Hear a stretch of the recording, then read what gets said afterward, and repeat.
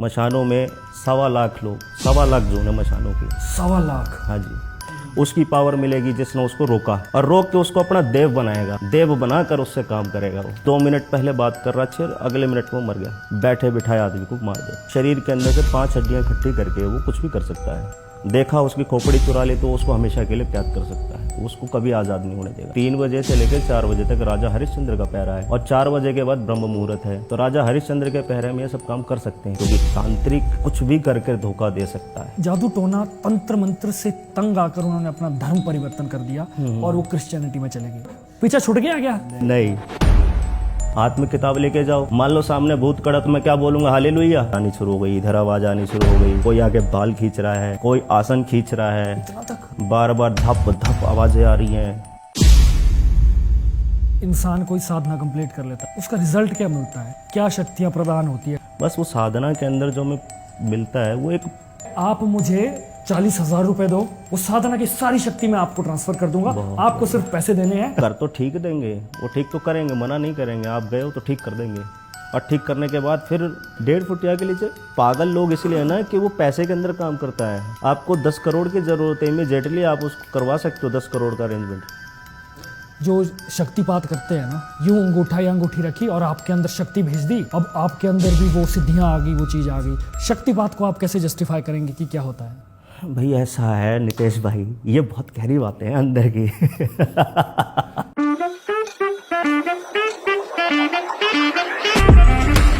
तो दोस्तों, आप सभी को मेरा नमस्कार। मैं हूं आपका होस्ट नितेश राजपूत, लेकर आया हूं एक और रोमांचक एपिसोड आप सभी के लिए। आज की जो पॉडकास्ट है, मैं दावा करता हूं कि आपको बहुत सारे मिथ क्लियर होंगे साधनाओं के बारे में, शमशान के बारे में, माँ काली के बारे में। क्योंकि आज के जो हमारे गेस्ट है वो है विमल बालाजी, जो कि भैरव जी के साधक है, माँ काली के साधक है, और भी बहुत सारी साधनाएं उन्होंने कर रखी है। और इस पॉडकास्ट में आपको डार्क चीज़ों के बारे में, एंटिटीज़ के बारे में, और हमारे जैसे शमशानिक तंत्र के बारे में, किसी चीज़ को सिद्ध करने के बारे में बहुत डीप नॉलेज मिलने वाला है।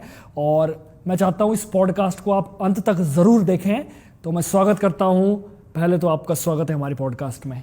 जय श्री राम सभी को, और सभी भाइयों को बहनों को जय माता दी, और काल भैरव का आशीर्वाद सब पर बना रहे, मुझ पर भी, आप पर भी, जितने हमें देख रहे हैं सब पर आशीर्वाद प्राप्त होता रहे सबको।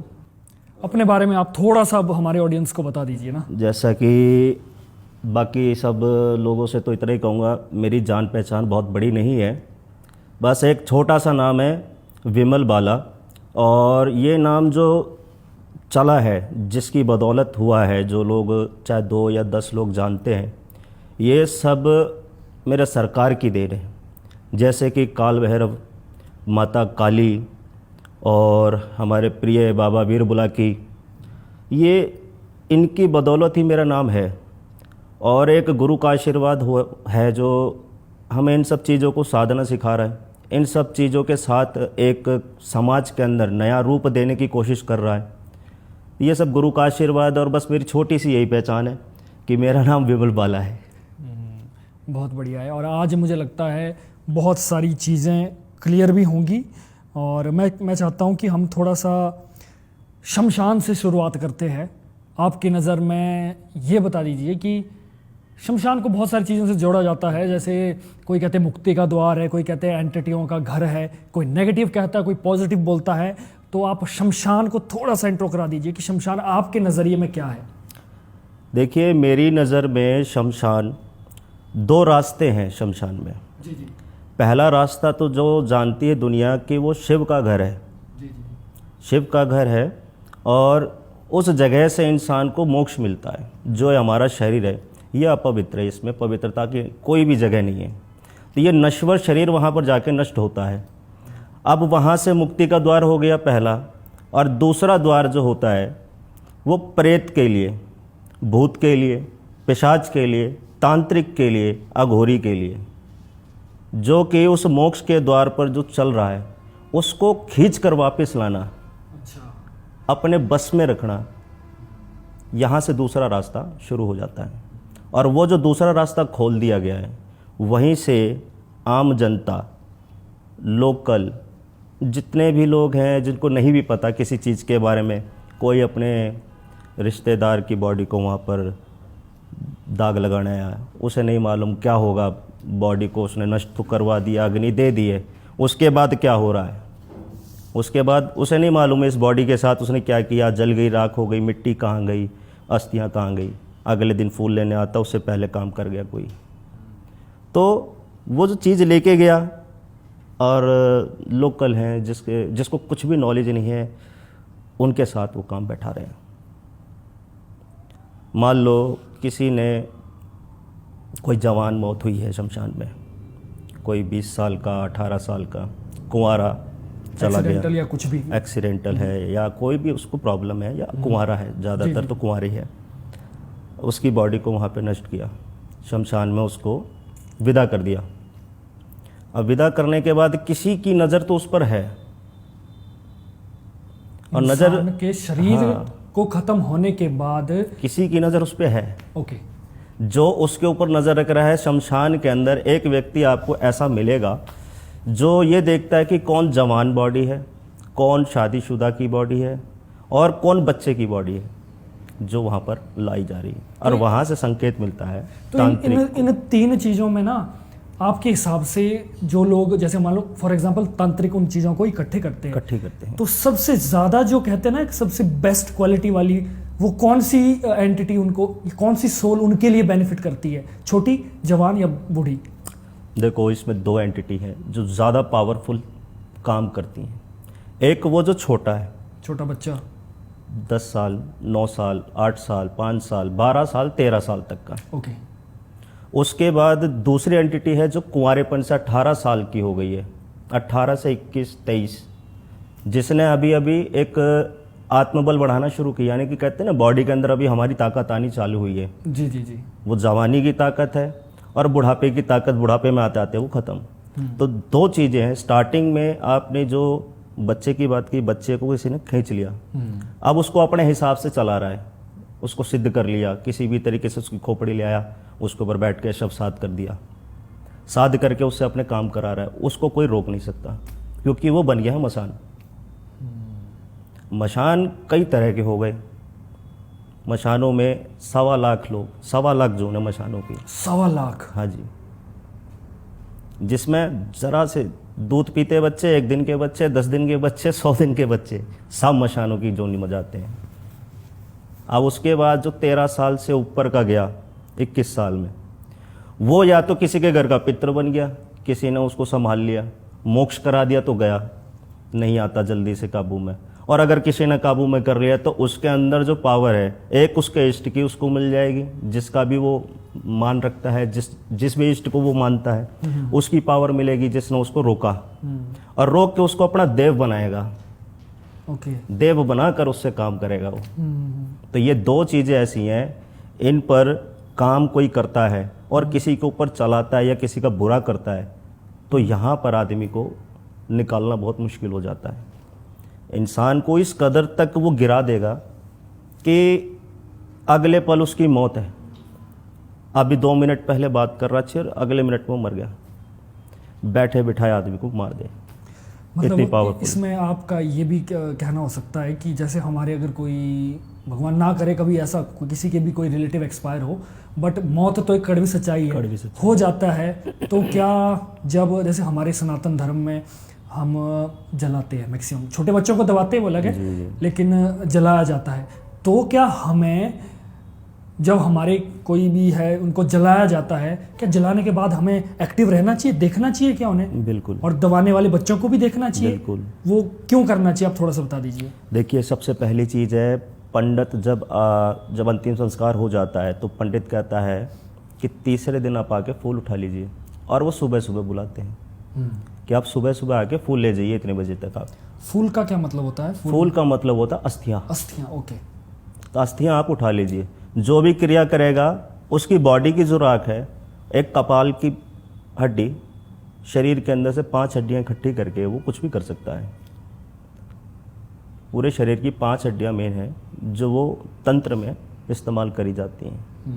तभी जब कोई शव को जलाया जाता है तो उसके कपाल पे ठोकर मारी जाती है, इसका कपाल फोड़ दो। कपाल भाती जो करते हैं, लठ मार देते हैं, लठ मार देते हैं, हाँ। तो इसीलिए कर देते हैं ताकि खोपड़ी इसकी साबुत ना रह जाए। अगर खोपड़ी साबुत रह गई, खोपड़ी ऐसा जो जल्दी जलता नहीं है, बहुत मजबूत है। अब ये बच गई तो किसी की नज़र में पड़ा, किसी तांत्रिक ने, गोरी ने, उगड़ ने या बंगी ने, किसी ने देखा उसकी खोपड़ी चुरा ली तो उसको हमेशा के लिए कैद कर सकता है, उसको कभी आज़ाद नहीं होने देगा। आपका कहने का मतलब कि जैसे जिनके कोई एक्सपायर हुए हैं उनको आगे का जो मोक्ष या वो चलो आगे जो भी कहीं भी जाएंगे वो वहाँ का रास्ता ब्लॉक करके उनको इसी मृत्यु लोक में ही रखेंगे। मृत्यु लोक में ही रोक सकता है। इससे बुरी तो क्या बात हो सकती है। इंसान इस हमारे जो फिजिकली जो जगत है इससे तो बेचारा दर्दनाक मृत्यु हो गई या कुछ भी हो गया, उसके बाद आगे का रास्ता भी अगर उसका रुक जाए तो इससे तो बुरा कुछ हो ही नहीं सकता मेरे ख्याल से। इससे बुरा कुछ भी नहीं है, इसीलिए नज़र तो रखनी चाहिए। क्या क्या चीज़ें ध्यान रखनी चाहिए, आप थोड़ा सा ऑडियंस को बता दीजिए। देखिए, ध्यान रखने वाली 2 चीज़ें हैं ज़्यादातर। एक, आप जब वहाँ पे पंडित से पर्ची लेते हैं कि किस समय हमें आना है, तो पहली जिम्मेदारी उस पंडित की है कि जिस जगह पे आपका घर, आपके परिवार का कोई गया है, उस जगह की देखभाल वो करे। अगर वो ऐसा नहीं करता है, कुछ हो जाता है, तो उसकी जिम्मेदारी पंडित की होनी चाहिए। दूसरी चीज़ ये देख लो कि उस शमशान में कोई अघोरी वास तो नहीं कर रहा या किसी तरह का कोई तांत्रिक वास तो नहीं कर रहा। अगर वास करता है तो उस शमशान को छोड़ो, किसी और शमशान में जाओ, क्योंकि ये 2 ही चीज़ों से आप ध्यान रख सकते हो। क्योंकि आपका जो जाना था वो तो चला गया, अब उसके पीछे आप हर 10 मिनट में चक्कर नहीं मार सकते ना। सबसे ज़रूरी यही है कि एक तो पंडित ईमानदार है अगर वहाँ का, तो कुछ नहीं हो सकता, और वहाँ पे कोई तांत्रिक विद्या करने वाला कोई ना हो। तो ये दोनों चीज़ें ध्यान रात रखनी को चाहिए। जाकर किसी समय जाकर वो कुछ राख भी उठा ले या कुछ ना कुछ कर सकता बिल्कुल, क्योंकि ये लोग काम करते किस पहर में करते हैं, ये करते हैं 3 बजे 4 बजे। अच्छा, 3 बजे से लेकर 4 बजे तक राजा हरिश्चंद्र का पहरा है, और 4 बजे के बाद ब्रह्म मुहूर्त है। तो राजा हरिश्चंद्र के पहरे में ये सब काम कर सकते हैं, क्योंकि हरिश्चंद्र सच्चे देव, क्योंकि वो उनकी तो मिसालें दी जाती हैं, है ना। तो उनके आगे हाथ जोड़ेगा, कोई भी होगा हाथ जोड़ेगा, अपनी मन्नत बोलेगा, वो ठीक है मैं समझ गया, वो रास्ता खोल देता है। क्योंकि सबसे पहला शमशान का देव वही है, हरिश्चंद्र। फिर उसके बाद दूसरा देव है मनकवीर, फिर उसके बाद है प्रेतराज काल भैरव सरकार, फिर है माता काली वीर शिव। ये तो चीज़ जब तक राजा हरिश्चंद्र का पहरा है तब तक तो सेफ है, और करने वाले इसी बीच में आते हैं, क्योंकि हरिश्चंद्र अपना पहरा दे रहे हैं, आया, क्योंकि तांत्रिक कुछ भी करके धोखा दे सकता है। अगर उसका मकसद है ना कि किसी की राख चुरानी है, हड्डियां चुरानी है, तो कुछ भी करेगा, करके उसको हासिल करेगा। तो ये 2 समय ऐसे ही रहते हैं, इसमें ध्यान रखना चाहिए। ध्यान रखना चाहिए। क्योंकि आजकल का जैसा समय है ना, मुझे बड़ा दुख होता है कहते हुए कि हमारा जो सनातन है उसके जो रिचुअल है, इतने खूबसूरत रिचुअल्स है कई तो, और कई थोड़े से मतलब जो प्रक्रियाएं हैं, कुछ लोग इनको अंधविश्वास का नाम दे देते हैं एज़ कम्पेयर टू अदर। जैसे बाकी हमारे जो धर्म है उनमें लोग अपने रिचुअल्स को बड़े शौक से और एक घमंड से फॉलो करते हैं ना। और अगर हम ये चीज़ का अवेयरनेस फैला रहे हैं कि ऐसा होता है और ऐसा करना चाहिए, तो हमारे सनातनी, सब नहीं, कुछ सनातनी के दिमाग में आ जाता है कि यार ये क्या अंधविश्वास है, अब हम मुर्दा तो जला गया हो, तो यहाँ तक था वो तो मर गया, उसके बाद तो कुछ भी नहीं है। तो यही चीज़ तो जगानी है। अब क्या है, एक पंडित आपको पाठ पढ़ा रहा है गीता का, और दूसरी तरफ वो अपना कुरान पढ़ा रहे हैं, तीसरी तरफ वो पढ़ा रहे हैं, क्या बोलते हैं उसको, बाइबल। तो हमारा जो हिंदू धर्म है ना, अपनी गीता की तरफ नहीं भाग रहा है, वो कुरान और बाइबल की तरफ भाग रहा है, या फिर वो उसकी तरफ भाग रहा है। ठीक है, तो ये अपनी तरफ छोड़कर दूसरों की तरफ जा रहे। क्यों जा रहे? क्योंकि वो देख रहे कि वहाँ पर उनकी एकता है। अगर मेरे धर्म में कमजोरी है तो मैं उसको बढ़ाऊंगा, मैं दूसरे का धर्म मजबूत करने नहीं जाऊंगा, वो पहले से मजबूत है। कि मेरा धर्म क्यों कमज़ोर पड़ रहा है, मैं अपने धर्म के लिए खड़ा हूँगा। मेरा अगर बाप मुझे गीता पढ़ा रहा है तो मैं गीता ही पढ़ूंगा, मेरा बाप मुझे रामायण पढ़ाएगा तो मैं रामायण पढ़ूंगा। यही चीज़ जो है अपने घर से शुरू नहीं की गई।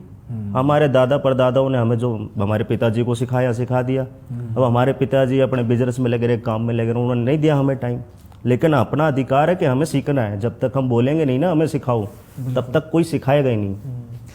एक अभी रिसेंटली मुझे लगता है मैंने कल सुबह एक वीडियो देखी, मैंने उत्तराखंड की वीडियो है जिसमें कि एक गांव वालों ने, मुझे मिलेगी मैं ज़रूर अटैच करूंगा, एक गांव वालों ने जादू टोना तंत्र मंत्र से तंग आकर, देवी देवताओं से तंग आकर उन्होंने अपना धर्म परिवर्तन कर दिया और वो क्रिश्चियनिटी में चले गए।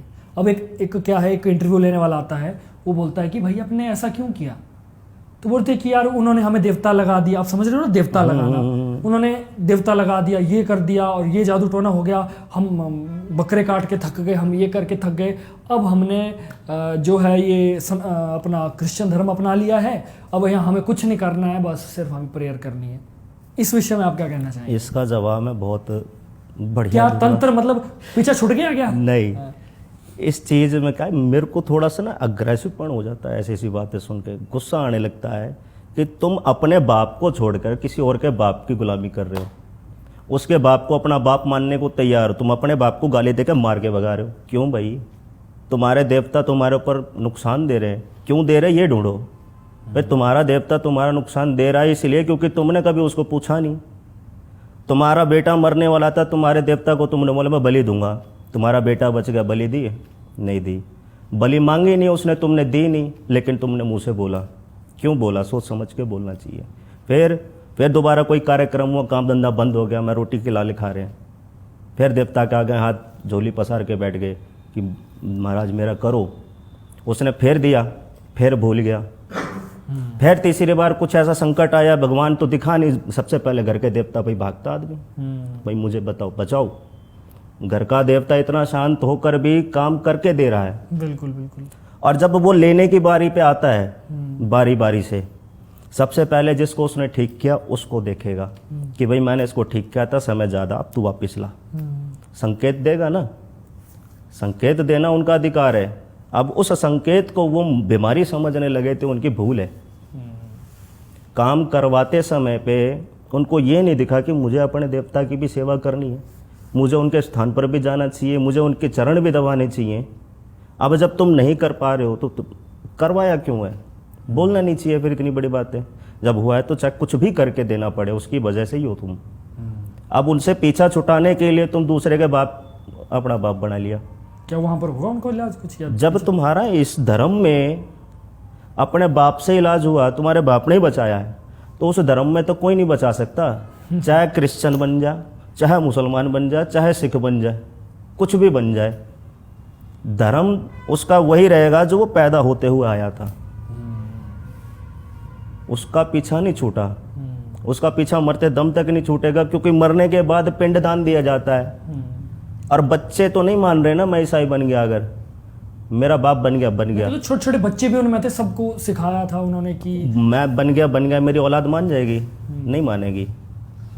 मेरी आज पगड़ी पहनकर तलवार लेकर फोटो खींच के रखी हुई है, मेरे बच्चे देखेंगे कहेंगे पिताजी आपकी फ़ोटो है। मैंने हाँ पापा आप तो पगड़ी में अच्छे लगते हो। वो शेरों की शान है। अब उसमें क्या सिखाऊंगा? सफ़ेद कपड़ा टांग के जाओ, हाथ में किताब लेके जाओ, मान लो सामने भूत खड़ा तो मैं क्या बोलूँगा? Hallelujah hallelujah. इतनी देर में भूत गला खा जाएगा। जितनी देर में वो हालेलुया करेंगे ना, इतनी देर में वो आके तुम्हारे चढ़ जाएगा, तू हालेलुया करता रहा, मैं नहीं मानता तेरे धर्म को। उस धर्म में इनके घर के देवता ही जाके मारेंगे। जिसने इनको छोड़ा वो फिर भी याद दिलाएगा कि तू गलत रास्ते पे जा रहा है, इधर से हट जा, ये तेरा कुछ नहीं कर सकते। मैं बैठा हूँ, आज भी तू चरण धो ले, माफ़ी मांग ले, मैं माफ़ कर दूंगा। तो ये चीज़ें होती हैं, पीछा नहीं छूटता कभी भी। मरते दम तक नहीं छूटेगा। मर भी जाएगा तो गंगा जी में जाएगा, हालेलुया के टप में नहीं लिटाया जाएगा उसे। ठीक है, तो गंगा जी में ही अस्थियाँ उठ जानी है। बिल्कुल। और पिंडदान भी वहीं चढ़ेगा। आपने शमशान की साधना भी की है? हाँ, थोड़ी बहुत। तो बता दीजिए कि जैसे शमशान में साधना करने अगर आप गए कभी, तो क्या वहाँ का एक्सपीरियंस था? क्या आपके एनर्जी से कुछ ऐसा हुआ? मेरा गुरुजी से मार्गदर्शन हुए, मैं था 12-13 साल का जब हुआ मार्गदर्शन। और हर आदमी को नसीब नहीं है गुरु की शिक्षा मिलना, गुरु दीक्षा हर आदमी को नहीं मिल सकती। तो अपने नसीब अच्छे हैं, भगवान ने हो सकता है पिछले जन्म में कुछ पुण्य है या धर्म कर्म किया है, तो इस जन्म में थोड़ी सी शिक्षा मिल रही है। तो जब गुरु जी के शरण में रहे तो मेरी सेवा शुरू हुई। तो सेवा के अंदर कोई भी गुरु, अपनी हमारी लाइन में कोई भी गुरु होगा तो सबसे पहले उसका डर निकालता है। कि जब मैं पहली बार गुरु के साथ गया था ना, मैं गया था यमुना जी के घाट पे, बाबा का मंदिर है, काल भैरव और माता काली का और बाबा वीर बुलाकी का मंदिर है। तो वहाँ गया और किसी शिष्य के ऊपर उनका काली का अंश चल रहा था। और मैंने ज़िंदगी में नहीं देखा था कभी ऐसा मेरे साथ, ये सीन मैं देखूंगा। तो मैं गुरुजी के पीछे छुप गया था। मैं गुरुजी ये तो काट लेंगे क्योंकि वो ज़बान बाहर निकाल के आती है। तो मैं गुरुजी के पीछे छुप गया, मैं गुरुजी काट लेंगे। कहता नहीं नहीं कुछ नहीं होगा, इधर बैठ। उधर बैठा, वो सबके पास जाए। पंचायत में जब कोई आता है तो पंचायत को सलाम राम अपने हिसाब से सब करते हैं। तो वो हुआ जैसे मेरे पास, मैं तो पीछे के सक, मैंने कहा गुरुजी मेरे बस की नहीं है। कह रहा चल कोई बात नहीं। तो उसके बाद उन्होंने मेरे को सेवा दी कि बेटा ठीक है तेरे को मैं सेवा दे रहा हूँ, करनी है।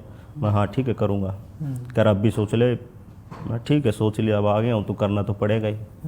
तो ठीक है, वो लेके चले गए मेरे को शमशान पड़ता अपने घर के पास ही। तो वहाँ ले गए। कहता ठीक है बेटा तू एक काम कर, जा अंदर काली माता का मंदिर है, वहाँ जाके बैठ 10 मिनट के लिए, मैं आ रहा हूँ। मैं ठीक है माता जी के पास आके बैठ गया। और 10 मिनट के बाद गुरुजी आ गए। कह रहे कैसा लग रहा है? मैंने कहा ठीक लग रहा है भाई गुरुजी। अभी तो मुझे एक्सपीरियंस नहीं हो रहा ना, मैं तब तो ठीक लग रहा है।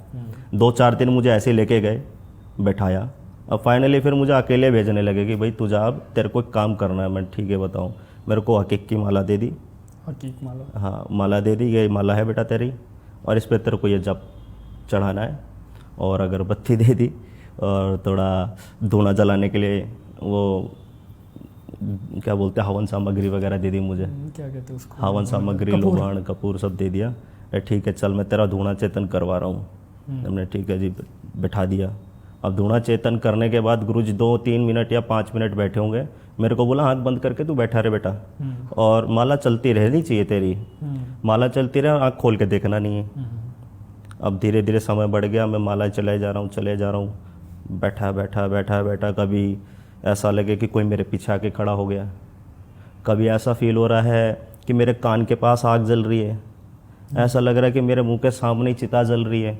आंख बंद है, मैं माला, डर भी लग रहा है, मैं माला चलाए जा रहा हूँ। गुरु की बात याद है, आँख खोल गया बेटा तो फिर दिक्कत हो जाएगी। मैं चुपचाप बैठा हुआ लगा हुआ हूँ। अकेले? ठीक है हाँ, अकेले छोड़ गए फिर वो मुझे। और डर अंदर से लगा हुआ, मैं अकेला बैठा हूँ भाई समझाना। ठीक है गुरुजी, मैं आदेश है उनका, चलते रहो जी। बैठे इधर से आवाज़ आनी शुरू हो गई, इधर आवाज़ आनी शुरू हो गई। कोई आगे बाल खींच रहा है, कोई आसन खींच रहा है, आसन खींच रहा है। मैं कपूर धूनी सब चला के बैठा हूँ, ऐसा लग रहा है किसी ने धूना बुझा दिया है। बार बार धप धप आवाज़ें आ रही हैं। मैंने कहा यार ये क्या हो रहा है, गुरुजी को जाके बताऊँ। हिम्मत नहीं हो रही उठने की भाई। रात के समय की बात है। और गुरुजी ने बोला माला तेरी पूरी चल जाए, उसके बाद यही हो सब ठीक रहेगा, चिंता मत कर। मैं ठीक है गुरुजी। अब मेरे 108 दाने की वो 108 मालाएं बोली थी करने में, मुझे शुरू में बहुत टाइम लगा, 2-2.5 घंटे लग गए करते करते। अच्छा। तो 11:30 बजे वहाँ छोड़ गए, दोपहर सुबह के 4 बज गए। ओके। अब मैं वहाँ बैठा हुआ हूँ चुपचाप, डर लग रहा है, कभी चिल्लाने की आवाज़ आ रही है, ऐसा लग रहा है चारों तरफ से जो चिताएं जली हैं सब उठ के खड़े हो गए हैं। कोई इधर से आ रहा मेरी तरफ, कोई इधर से आ रहा है। ये दिख रहा था कि कौन कैसे मरा है। अच्छा। कौन हॉस्पिटल से आ रहा है मर के, किसकी फैमिली ने किसको जहर दिया, किसने किसको चाकू मारा, कौन एक्सीडेंट में मरा, सब दिखाई दे रहा है। अब वो पहला एक्सपीरियंस मेरा इतना भयानक, मैं जैसे मेरी 108 दाने की माला पूरी, आँख बंद करके मत्था टेका, काली माता के चरण छुए और मैं उठाया आसन भागा। मैं गुरुजी को जाके कहता हूँ गुरुजी आप अकेले छोड़ के आ गए, तब क्या हुआ, डरने वाली बात थोड़ी थी, मैं था वहीं पे। मैंने गुरुजी ऐसा ऐसा हुआ। कहता मुझे पता है, मत बता मुझे, क्योंकि गुरु को तो सूक्ष्म रूप से सब दिख रहा होता है। वो हाँ वो कह रहे हैं मुझे पता है, तू मत बता। मैंने ठीक है गुरुजी। कहते बेटा तेरे को रोज जाना है 21 दिन तक। मैंने 21 दिन तक, मैंने 1 दिन तो कर लिया गुरुजी, दिन में हो तो बता दूँ। क्योंकि रात का समय जो ऐसा होता है ना, अब मान लो शमशान में अकेले बैठे हैं, कोई भी नहीं है, कुत्ता भी भौंकता है तो ऐसा लग रहा है भेड़िया जाग गया हो। वो चिल्लाता है ना वो करके, बहुत तेज लंबी सी रोने की आवाज़ निकालता है, उसको ही सुन के आदमी डर जाता आधा। तो वो धीरे धीरे 21 दिन करता रहा। माता के दर्शन, लालसा है माता के दर्शन दिखे। और 21 दिन में तो संभव नहीं है होंगे, लेकिन उनकी अनुभूति महसूस हो रही थी कि हाँ है, आसपास चीज़ें हैं, माता का विशाल हुआ। तो वो शमशान की सेवा फर्स्ट टाइम इतना लगा डर कि हाँ इसमें थोड़ी मेहनत का काम है। फिर उसमें इतना वो नहीं लगा। फिर जब नई साधना होती ना, फर्स्ट एक्सपीरियंस हो गया, फिर अगला एक्सपीरियंस भेजने लगते हैं कि बेटा अब तुम्हें इनकी करनी है। वो जब नई सेवा मिलती है तो उसमें थोड़े और स्ट्रांग हो जाते हैं, वचन हो जाते हैं, फिर उसमें परहेज हो जाते हैं, फिर आसन ऐसा होना चाहिए, फिर आपको ये लेके जाना है, फिर इस समय पे ये करना है। तब और धीरे धीरे बढ़ने लगता है घबराहट, डर, जैसे कि बस फेफड़े निकल के बाहर आ जाएंगे। तो वो चीज़ें होती हैं। जब भैरव साधना कराई उन्होंने, तब तक तो काली माता की साधना करते करते 5 साल हो गए, फिर भैरव साधना करवाई। जब 5 साल भैरव की साधना करी ना, तो 5वें साल में मुझे उनके दर्शन हुए। उनके लिए रोज़ जाके वहाँ बैठो, मैं कुत्तों की सेवा करना और शमशान में जाना, भैरव की सेवा करना, पूजा पाठ कराना, और शाम को अपना बैठ के चिता जल रही किसी की तो बैठ के हाथ जोड़ के अपना चला रहे हैं, मंत्र चल रहा है। तो धीरे धीरे करते करते जब भैरव जी प्रसन्न हुए तो उनका स्वरूप देख के मैं डरा। बताइए ये बात। उनका स्वरूप देख के मैं डरा कि हम लोग जो एक आँखों में अपनी पिक्चर लेके घूमते हैं भैरव जी की कि वो ऐसे हैं, बहुत बड़े दाढ़ी मूछ वाले, तो जब वो रियलिटी में दिखते हैं ना, तो एक परछाई ये समझ लो जो दिखी है मुझे, पूरा फोकस नहीं है क्या वो चीज़ थी, लेकिन हाँ भैरव का जो आगमन होता है उसका आगमन मुझे अभी भी फील है कि जब भैरव आगमन कर रहा है तो वहाँ कोई कुत्ता नहीं, कुछ नहीं, इतने कुत्ते भौंक रहे हैं, इतनी आवाज़ें हो रही जानवरों की। भैरव जी चले आ रहे हैं वहाँ से, धमक धमक हो रही है, घुंघरू बज रहे हैं, घुंघरू बज रहे हैं, पैरों में घुंघरू बज रहे हैं, हाथ में मुद्दल है उनके बड़ा सा, ये परछाइयाँ दिख रही हैं। और दिखाई क्या देता है चेहरे पे? सिर्फ 2 आँख, वो भी अंगारों से भरी हुई। बस इतना ही स्वरूप उनका दिखता है। वो प्रसन्न होके आ रहे हैं, वो रूप उनका इतना विकराल है कि कोई देख के डर जाए, सोचे कि ये मुझे मारने आ रहे हैं। उनकी प्रसन्नता में ही काल छुपा हुआ है। आज जब वो काल बनकर आएंगे तब क्या होगा? वो प्रसन्न है तो हम सोच रहे तो काल देख लिया हमने। जो काशी विश्वनाथ है, जो काशी विश्वनाथ है वो महाकाल है। वो हमने सिर्फ एक परछाई देखी है, उसका अनुभव हम लगा ही नहीं सकते कि वो क्या चीज़ है। फिर उसके पीछे से योगिनियों का आगमन हो जाता है। भैरव जी आगे रहते हैं, फिर पीछे योगिनियाँ रहती हैं, और योगिनियों के पीछे माता अपनी कालका। अच्छा, तो ये आगमन जब भैरव का होगा तो योगिनियों का भी होगा और कालका जी का भी होगा। तो पहले काल भैरव जी का आगमन होता है, फिर उनके साथ ही 64 योगिनियाँ हैं, वो भी आगमन करती हैं, फिर पीछे चलती है अपनी माता काली। अच्छा, क्योंकि जब भैरव प्रसन्न होगा तो तीनों चीज़ें माता काली तक जाएंगी। माता काली अपने आप प्रसन्न हो जाती है। तो जब वो आ रही हैं तो आपकी साधना पूरी हो रही है समझो। जब तक उनका आगमन महसूस नहीं होता तब तक आपको शमशान में जाना ही जाना है, देखना ही पड़ेगा, करना ही पड़ेगा। जब ये आगमन हो गया तो आपके सारे मनोरथ हासिल हैं, फिर कोई चिंता नहीं, आगे बढ़ जाओ, फिर अगली साधना में जाओ। जब कोई इंसान कोई साधना कंप्लीट कर लेता है, जैसे फॉर एग्जांपल आपने काल भैरव की साधना की, तो उसका रिजल्ट क्या मिलता है? मतलब उसका कहते हैं ना फल स्वरूप क्या शक्तियाँ प्रदान होती है काल भैरव जी से या किसी भी एंटिटी से या किसी भी देवता से? अब किसी भी साधना को या किसी भी देव की हम सिद्धि कर रहे हैं तो साधना के स्वरूप में हमें जो फल मिलता है वो ये समझिए एक इशारा है, एक तरंग है। जैसे हवा चलेगी तो हमें लगेगी कि हाँ हमें हवा फील हो रही है। बस वो साधना के अंदर जो हमें मिलता है वो एक पावर का वो है, आना जाना हवा है। हमें लग रही है जैसे किसी ने किसी के बारे में कुछ जानकारी पूछी या किसी के ऊपर कुछ है तो वो ऑटोमेटिक अंदर फील होता है, एक भाव आता है मन में कि हाँ इसके ऊपर कुछ है, या वो सामने बैठा है तो उसको बुला के बिठा लेंगे कि बैठो आप इधर ही, आपका कुछ नेगेटिव है या कुछ भी है तो अंदर से भाव आता है और उसको वो बता देते हैं। और बताने के बाद जब उसका भाव परफेक्ट उसको समझ में आया कि मेरे साथ ये हो रहा है और मैं इस चीज़ से परेशान हूँ, तो उसके साथ काल भैरव सरकार अपने आप जैसे हिसाब करना चाहते कर लेते, 2 मुद्दल उसके ऊपर मारे वो ठीक है। तो ये उनका प्रसाद है अपने लिए। और इससे ज़्यादा बड़ी बातें हो जाती हैं, इससे ज़्यादा बखान करना ठीक नहीं है, कि जितना है उतना ही ठीक है। हवा का एक आदेश है, मन में एक आदेश आया, उसके लिए आदेश पहुंचाया, और जिसने आदेश दिया उसको आदेश मिला, उसने उसको हटाया। एक कृपा मिल जाती है, बस एक कृपा है।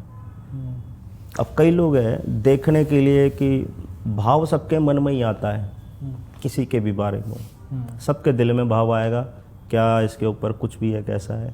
कईयों को कान से सुर आते हैं, हल्के से कान में भी आभास होता है। अच्छा, मतलब बोल कर भी? हाँ, बोल के आभास होते हैं।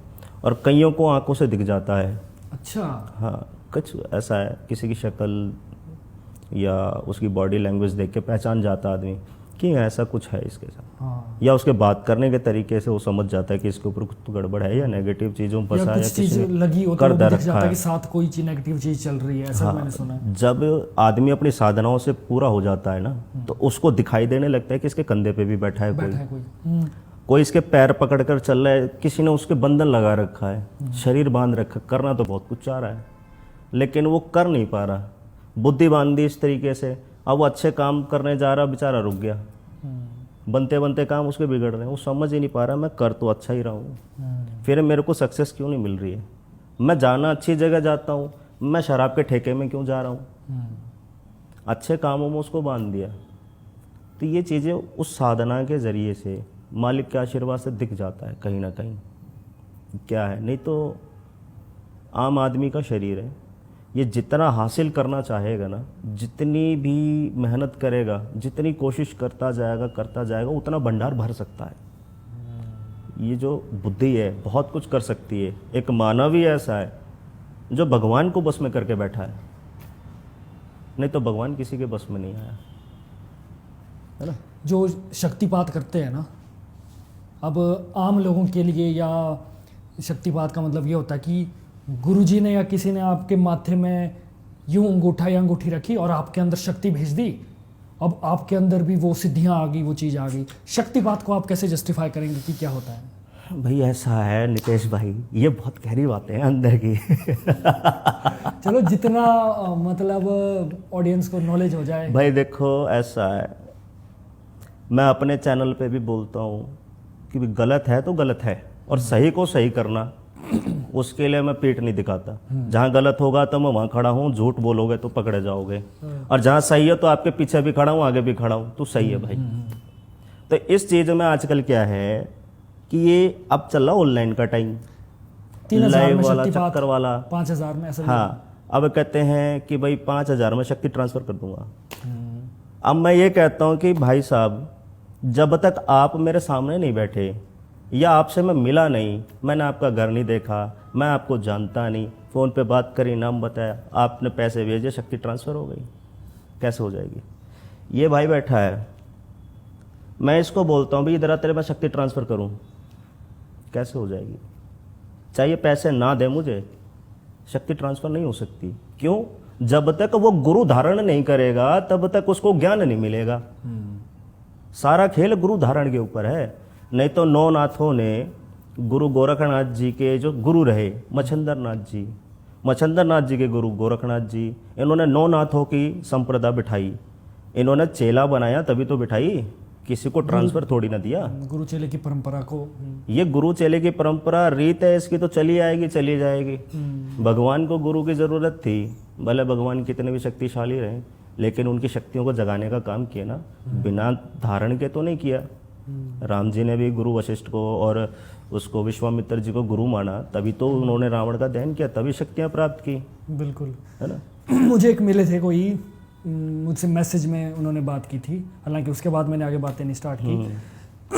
वो कह रहे थे कि उन्होंने मैसेज बड़ा लंबा चौड़ा लिखा था, हालांकि पहले ये मैसेज लिखा था, मेरी जो टीम है, मतलब वैसे जो भी मैसेज देखते हैं इंस्टाग्राम में, मेरे जो टीम के जो लड़के हैं वो देखते हैं, हाँ कुछ एक उनको इंटरेस्टिंग लगे, कुछ ज़्यादा फनी लगे तो मेरे को बता देते हो। अच्छा। तो उसमें ऐसा था कि नीचे लिखा हुआ था कमेंट मैसेज में कि नीतीश भाई मैं ऐसा ऐसा XYZ का मैं साधक हूँ, नाम मैं नहीं बताऊँगा। तो खैर उन्होंने तो बताया, मैं अभी नहीं बता रहा हूँ, फिर वैसे ही है ना हाँ, किसी ठीक है को। ठीक है मैं क्या है, आप मुझे 40,000 रुपये दो, ठीक है। मैं आपके लिए साधना करूँगा। अच्छा। आपको साधना करने की कोई ज़रूरत नहीं है, Very good. मैं साधना आपके लिए करूँगा 41 या 51 समथिंग ऐसे की। और जब मेरी साधना कंप्लीट हो जाएगी, वो साधना की सारी शक्ति मैं आपको ट्रांसफर कर दूंगा, आपको सिर्फ पैसे देने हैं और कुछ नहीं करना है। मैंने बोला उनको रिप्लाई मत करो, इस बारे में आपका क्या कहना है? अरे यार, क्योंकि मैंने सुना कि साधना एक मेहनत का काम है, बहुत मेहनत का, बहुत और मेहनत का काम उसके लिए है। बड़ी सारी चीज़ों की ज़रूरत पड़ती है ना। तो अब मुझे वो मेरे दिमाग में इसलिए रहा क्योंकि मुझे ऐसा लगता है कि और भी इस चक्कर में पड़े होंगे। क्या सही बात है। ऐसा हो जाता है कि मेरे बदले कोई और साधना करे और बाद में वो मुझे ट्रांसफर कर दे सारी शक्तियाँ? क्या ये पॉसिबल है? ऐसा कभी नहीं होता है। और वो जो गलती से मेरे चैनल पे ना आ जाएंगे जिन्होंने ये बोला चैनल मैं तो गालियाँ दे देता हूँ नीतीश भाई छूट के। और अगर मेरे ऑफिस भी कोई आ जाता है ना, वो बोलता है मेरे को ये काम कराना है जो मैं नहीं कर सकता हूँ, कोई कहता है कि खैर बाबा बुलाकी के काम ऐसे हैं और काल भैरव जी के ऐसे हैं जो तंत्र में कटते ही नहीं, ठीक है। और जो बढ़िया साधक होगा उनको मना के बैठा लेगा। अब क्या करते हैं लोग, कहते हैं गुरुजी वशीकरण करा दो। मैं कैसे, किस चीज़ के लिए करना चाह रहा है? काम के लिए, अपने घर परिवार की, क्या बात है? नहीं गुरुजी मैं प्यार करता हूँ किसी से। मैं बेटा चप्पल देख रहा हो, बहुत मारूंगा मैं, निकल यहाँ से, भगा देता हूँ मैं ऐसे को। तो ये तो पैसे आपसे ले रहा है, साधना खुद करेगा और फिर साधना करने के बाद 41 बंदा आपको ट्रांसफर कर देगा। सपने में जी रहा है, कौन सी दुनिया का आदमी है ये? ऐसा हो ही नहीं सकता, कहीं से कहीं नहीं हो सकता। ये तो सिर्फ एक वो आपको बस कहते हैं ना, सामने वाला मुझे लग रहा है पागल है और मैं उससे ज़्यादा बुद्धिमान हूँ, जैसे तैसे करके उससे पैसे खींचता रहूँ, देता रहूँ। चूरन खिलाने वाली बात है। ऐसा कभी नहीं हो सकता। आपने जो नॉलेज ले रखी है, आप मेरे को ट्रांसफ़र कर सकते हो क्या? आपने जो भी पढ़ाई लिखाई करी है आप मुझे दे दो, मैं आपको पैसे दे रहा हूँ, भेज दो मुझे शक्तिपात करके। ये तो सिर्फ एक मजाक हो गया, उसने मजाक किया या वो सीरियसली था वो मैं नहीं जानता, लेकिन जिस बंदे ने बोला, जिस तरीके से उसने लिखा था ना, उस बंदे को मैसेज दिखाया ना, भाई ये देखो क्या करना है इसका, मतलब करना क्या है, इसको रिप्लाई मत करो। जिसने वो बोला है उसमें बुद्धि नहीं है। वो मैं कहते हैं ना कि गेहूं का दाना उठता है जब तो कच्चा होता है, चिड़िया भी खा सकती है, कौवा भी, और जानवर भी बड़े प्यार से तोड़ के चला जाएगा। वो कच्चा दाना है, वो सोच रहा है कि मैं जल्दी से जल्दी नाम कमा लूँ, लोगों के बीच में फैल जाऊँ। तो उसको समझ यही लगता है कि सारी दुनिया पागल और मैं समझदार हूँ, जो कहूँगा सब मानते चले जाएंगे। ऐसा नहीं है। और चलिए ये मिथ भी लोगों को क्लियर होगी। इसके साथ एक और भी आजकल ऐसा भी हुआ है कि आप ऐसी XYZ जगह आप आ जाएं, 3 दिन की आपको साधना करनी होगी, सिर्फ 3 दिन की। रहना भी हमारे यहाँ पर होगा और बदले में आपको एक सिद्धि मिल जाएगी हमारी तरफ से। उसको जाएं और अपना दरबार शुरू कर दें। उसमें कुछ पैसे लगेंगे, 15, 20, 30, 50 हज़ार, ऐसा भी चला हुआ है। ऐसा है, इसके ऊपर भी मैं बता दूँ आपको। ये क्या है, अभी नए नए किसी ने 4 साल साधना कर ली, किसी 2 साल, किसी ने 5 साल। जिसकी नौकरी नहीं है वो साधना कर रहा है, जिसकी बीवी घर छोड़ के चली गई वो साधना कर रहा है, जिसके माँ बाप ने घर से भगा दी वो साधना कर रहा है। आता है नहीं। जब गुरु बनाया होगा ना, और गुरु ने उसको दिया होगा गद्दी का पालन, तो वो चला सकता है, वो आगे दे नहीं सकता। मेरे गुरु से मुझे मिलेगा तो मैं उसको संभाल के रखूँगा, मैं बांटूंगा नहीं सब में। गुरु का दिया हुआ प्रसाद मेरे लिए है और मैंने मेहनत करी है उस प्रसाद को पाने के लिए, मैं किसी और को नहीं दूंगा। क्यों देगा, वो भी कुछ पैसों के लिए। हाँ, मैं मेरे सामने 10 लाख रुपए दे दो, मैं अपने गुरु का दिया हुआ 1 रुपया नहीं दूंगा, अगर उसने मुझे 1 रुपया दिया है तो। और ये तो 3 दिन की साधना बता रहे, 30 साल भी साधना कर लेंगे तब भी गद्दी नहीं मिलती। और उसमें मैंने कुछ रिव्यूज़ भी देखे, जैसे जो वहाँ पर गए हुए थे तो वो बता रहे थे कि हमने 3 दिन 4 दिन का शिविर लगाया और आज हमें ये विद्या है और अब हम, चलो ऐसे विद्या का तो क्या बताऊं, पता ही लग जाएगा डायरेक्ट, ये विद्या है, अब हम अपना दरबार आसानी से चला रहे हैं। और ये क्या चक्कर है गुरुजी फिर वो इसका? क्या है कि भाई देखो, काम करते हैं बंदे हर तरह से, एक फ्रॉड ही तो चलाना है। जो आदमी जैनमनी साधना करके मेहनत करके अगर 10 लोगों को वो जानते हैं या 10 लोग उसको जानते हैं तो उसकी मेहनत है, वो रंग दिखा रही है, उसकी तपस्या उसको फल दे रही है। अब आप अपने आप को फेमस नहीं करने गए 10 लोगों में, आप खुद ही जाने जा रहे हो। अब वो दरबार लगा के 3 दिन की साधना करा के ओम नमः शिवाय करवा के वो दे दी भी गद्दी, जाओ ले जाओ। अब वो क्या करेंगे, उनको भी तो प्रचार करना पड़ेगा ना कि मैंने इनसे गद्दी ली थी, 3 दिन के बाद मैं अपना दरबार चला रहा हूँ।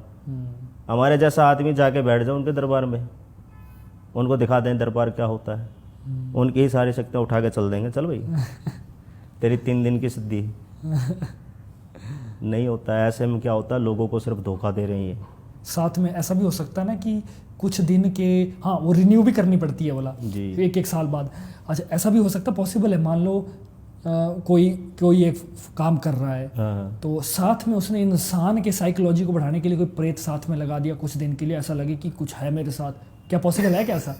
अरे यार उसको लगे कि मेरी सिद्धि हो गई है, मेरे साथ सिद्धि चली है, लेकिन उसने कुछ भी प्रेत या कुछ भी ऐसी XYZ एंट्री छोड़ दी, 1-2 दिन उसके साथ रही, उसको लग रहा कि कुछ है और उसको विश्वास हो गया उस पर। क्या ऐसा हो सकता है? ऐसा है भी कहता है कि कोई आदमी परेशान है, किसी का काम नहीं चल रहा, बहुत बुरी हालत में, इतना दुखी हो गया, कहता है मैं तो जहर खा के मर जाऊंगा। अब कहीं से किसी ने उसको देख लिया, किसी गुरु ने पकड़ लिया। अब उसको देखो क्या है, इंसान अच्छा है बुरा होगा, दोनों तरह का लोग मिल सकता है उस समय पे। मरने जा रहे हो तो तुम्हारे को थोड़ा अच्छा करने के लिए वो मेहनत कर दे, हाँ। अपनी शक्ति का हाथ रख देगा तुम्हारे सिर पे कि ठीक है बेटा तू चिंता मत कर, ये मेरी माँ काली का आशीर्वाद है, तेरे साथ है, और जा तो अपना काम धाम कर, तू बढ़िया हो जाएगा। अब बढ़िया हो जाएगा तो मेरे पास आ जा, अपना जो देना है दे जा। अब कुछ वो लगे ऐसे मिलेंगे उसमें, कर तो ठीक देंगे, वो ठीक तो करेंगे, मना नहीं करेंगे, आप गए हो तो ठीक कर देंगे। और ठीक करने के बाद फिर जब आप बढ़िया हो जाओगे फिर होगी डिमांड। पहली डिमांड आपने पूरी करी, जी ऐसा कर देना, माता जी के लिए सोने का छत्र चढ़ेगा, और नहीं चढ़ाओगे तो माता मार देगी, भाई उसी ने बचाया है, ठीक है, मजबूरी जैसे तैसे करके लाया। फिर उसके बाद दूसरी डिमांड, भाई तुमने माता जी का चढ़ा दिया, उनके सेवक का भी तो दो। सेवक की डिमांड क्या है, 2 लाख रुपए। अब बेचारा क्या करे, फंसा है तो करेगा, मरने जा रहा था, और नहीं रहता जिंदा तो क्या करता, लाओ जी 2 लाख भी। तो उसको जिंदा रखकर अपने काम करा रहा है ना। उस इंसान को जिंदा होने में और मरने में कोई फ़ायदा नहीं है। मर जाता तो 2 लाख नहीं देता, और मर गया तो माँ बाप उसको बोझ रहे हैं, कर्जा ला ला के बेटे को दे ले भी दे। ये साले कोई चक्कर नहीं है, कोई दिक्कत नहीं है, साला शब्द तो चलता है अपना, कोई यूट्यूब की कोई वो नहीं है बस जो थोड़ी ये नाम चुप्पी रख लेता हूँ क्योंकि निकल जाती है आगे पीछे गाली। आपको क्या लगता है, जैसे ये देवनीति, मान लो कोई तांत्रिक है, हाँ भगवान का नाम यूज करके वो डरा डरा के पैसे कमा रहा, हाँ सिद्धियां है जो भी है, भगवान का नाम से डरा डरा के पैसे मांग रहा है, और गलत उपयोग कह सकते हैं ना इससे, गलत झूठ ही। बोल रहा है, तेरे को ये आ गया वो आ गया, तो ये चढ़ाओ वो चढ़ाओ। चलो चढ़ाना एक श्रद्धा अनुसार होता है ना, एक मैं 1 रुपया चढ़ाऊं या 1 लाख चढ़ाऊं वो मेरी अपनी श्रद्धा है। अपनी श्रद्धा अगर है। सामने वाले ने नहीं मांगे हैं, मैं चढ़ा रहा हूं, तो मुझे लगता है इसमें कोई दो राय नहीं है। कोई दिक्कत लेकिन अगर सामने वाला डिमांड कर रहा है कि आप, अगर आपका काम हो जाए तो आप 1 लाख रुपए चढ़ाओ माता को, आप अरदास कर लो, ये गलत है ना। तो उनका भी तो कुछ ना कुछ आगे होता होगा ना। देखिए ऐसा है कि मंदिर का पुजारी वो कमा के नहीं खाता, उसको वहाँ से दान में जो आ रहा है ना, उसी से उसने बच्चे पालने हैं, उसी से बच्चों को पढ़ाना है, उसी से बुढ़ापा काटना है, उसी से सब कुछ करना है। आजकल के पंडितों के बच्चे इतने वो हैं, मतलब कि बड़ी बड़ी पोस्ट पे हैं और कुछ तो कमाते हैं, जो काम कर रहे हैं उनके लिए मैं नहीं कहूँगा उल्टा। और जो मंदिर में बैठकर घंटी बजाते हैं, भगवान की सेवा करते हैं, श्रद्धालु आ रहा है 500 रुपया रखे, चाहे 100 रखे, चाहे 10 रखे, उनको कहता नहीं 500 नहीं लूँगा, 100 नहीं लूँगा, वो अपने कर्म खराब कर रहा है, अपने भी अपने बच्चों के भी। वो इस धर्म में होकर, ब्राह्मण का जो धर्म था, भगवान ने बोला कि बेटा तेरे कर्म के हिसाब से तू जिंदगी भर मांग कर खाएगा, इसको श्राप है, और इनके शराब से मुक्ति हो रही है तो ये अपने कर्म खुद खराब कर रहे हैं। पहले पंडित आता था घर पे भिक्षा दे दो, हर दरवाजे से मांग कर जाता था। अब पंडित मंदिर में बैठकर पूजा कराता है, अब उसको मांगने की जरूरत नहीं है, भगवान बैठा है, उसके नाम से उसको खिलाया जा रहा है, जो भी आता पंडित जी रखो कोई बात नहीं। लेकिन उसको उसमें लालच आ रहा है, बढ़ रहा है ना धीरे धीरे, कि मैं नहीं मांगता तो मुझे 10,000 मिल रहे हैं, अब मैं डिमांड करूँगा, थोड़े अंड पंड करूँगा और लाख रुपए लूँगा। अब पंडित जी हैं, मानना पड़ेगा, ब्राह्मण देवता, इनका अपमान नहीं कर सकते, क्योंकि कोई मर जाता है तो भी 11 ब्राह्मण खिलाने पड़ते हैं। तो बस इसी चीज़ का फ़ायदा उठाते हैं और ये अपने कर्म खराब कर रहे हैं। कलयुग में तो जा ही रहे हैं और ऊपर जाके पता नहीं क्या होगा। बिल्कुल बिल्कुल सही। अच्छा, आपने इससे पहले बात की थी, शायद मैं नाम अच्छे से ना ले पाऊँ, 52 बुलाकी वीर जी या देवता जी हैं? बुलाकी वीर, बुलाकी वीर है।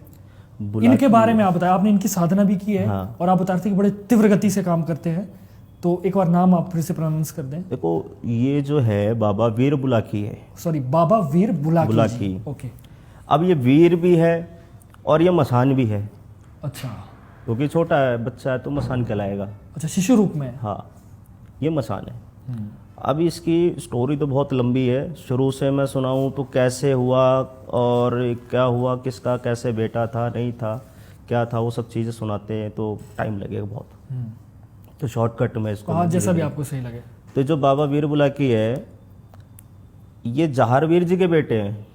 जहरवीर, जहारवीर जी एक हमारे हिमाचल में कुल्लू में भी जहरवीर नाम से है, शायद वो तो जंगल के राजा है शायद उनमें से। जहारवीर जो है ये हैं गोगा मेड़ी के, राजस्थान के। अच्छा अच्छा, ओके। और ये गुरु गोरखनाथ जी के शिष्य हैं। गुरु गोरखनाथ जी के शिष्य हैं। तो जहारवीर जी के ऊपर 7.5 चढ़नी थी शनिदेव की, क्योंकि इन्होंने अपने दोनों भाइयों का कत्ल किया। कत्ल क्यों किया? क्योंकि उन्होंने मुगलों का साथ दिया था।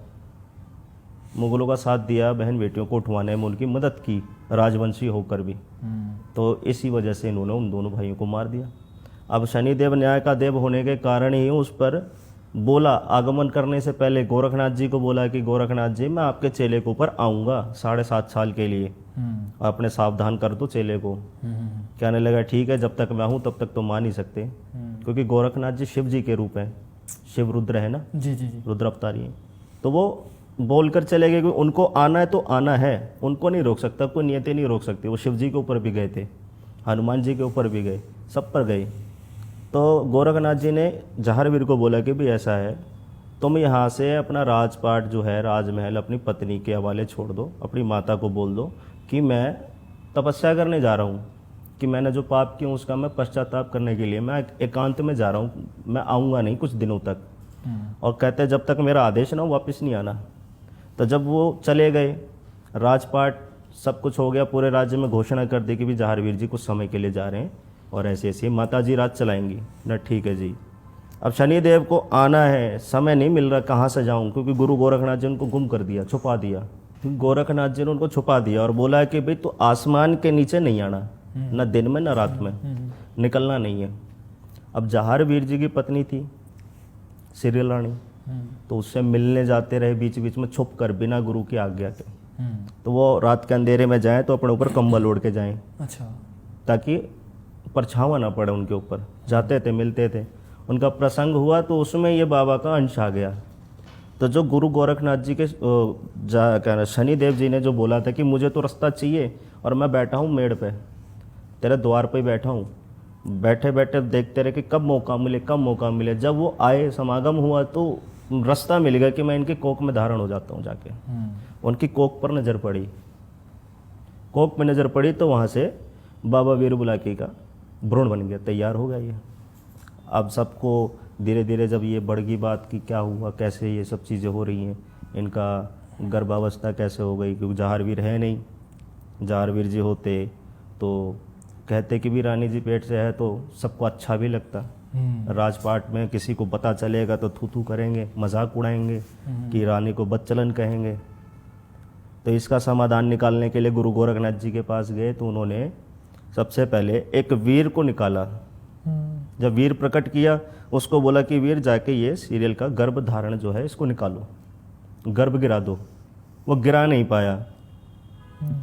शनिदेव की पावर काफ़ी है ना, तो एक छोटे से वीर की औकात नहीं है तो उसको छू सके। जब वो वहाँ से नहीं निकल पाया तो फिर माता को बुलाया गोरखनाथ जी ने, जिनको उधर की साइड में माता मदानन कहते हैं। माता मदानन को बुलाया तो उनको भेजा गया कि माता एक काम करो, तुम ये गर्भ निकालो और मेरे शिष्य की इज्जत का सवाल है, पूरा राज्य थूकेगा उस पर। तो माता ने उसका गर्भ जो था वो निकाला और गर्भ निकाल के बोला कि इसको कजरी वन से दूर ले जाना, दूर छोड़ाना, यहाँ आसपास नहीं छोड़ना। और माता ने निकाला और लेके चलती जा रही है। अब वो पिंड जो है वो भारी होता गया होता गया होता गया, वो कजरी वन के बॉर्डर पे ही गिर गया। अच्छा। वो वहाँ गिर गया तो 2 टुकड़े हुए उसके। एक टुकड़ा जो गिर गया वो कजरी वन में ही रह गया और एक टुकड़ा वो जाके गुरु गोरखनाथ जी के धूने पे गिर गया। और जो वन में चला गया वो बन गया काला देव और जो धूने पे आ गया वो निकला बुलाकी, क्योंकि इसको नाम का नहीं पता और काले देव को भी नाम का नहीं पता। वो काला है इसलिए उसको काला देव बोल दिया और ये भी काला है। तो जब ये उठ कर देखता है कि मैं कहाँ पड़ा हूँ, धूने पे पड़ा हूँ, कैसे क्या है, तो गोरखनाथ जी से पूछता है कि भाई मैं कौन हूँ। जब बच्चा यादाश्त से कोई उठता है ना, यादाश्त चलेगी तो वो कहता मैं कहाँ हूँ। तो पहली बार जब बोला कि मैं कौन हूँ, उन्हें बोला बालक मुझे नहीं पता तू कौन है, तू जा यहाँ से। और ये जब गर्भ धारण, इसको गर्भ निकाला, ये 7 माह का था, 7वां ही गर्भ है। तो अब इनके साथ 2 एनर्जी चलती हैं, पॉजिटिव भी नेगेटिव भी, सोबड़ से भी सोतक से भी।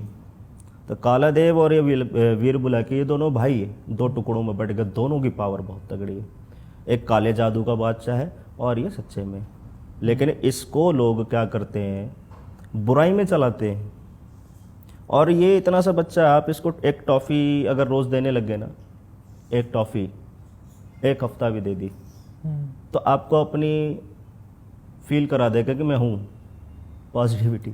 मतलब सिद्ध भी जल्दी हो जाते हैं। बहुत प्यार से, हाँ।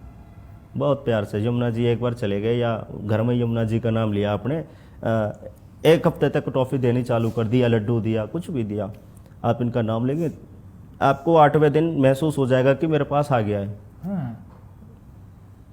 अब इसी की भलाई जो है, मतलब इसी अच्छाई के कारण इसको लोग क्या करते हैं, वचनबंद कर लेंगे। सिद्ध कर लिया, अपने अपने वचन ले लिए कि भाई ऐसा है बुला कि तेरे को मैंने सिद्ध किया है, तो जो खाएगा मैं तेरे को दूंगा, लेकिन मेरा ऐसा कोई भी काम नाट मत जियो जो मैं तेरे को कह रहा हूँ, सारे काम करेगा, कोई भी काम नहीं मना कर सकता।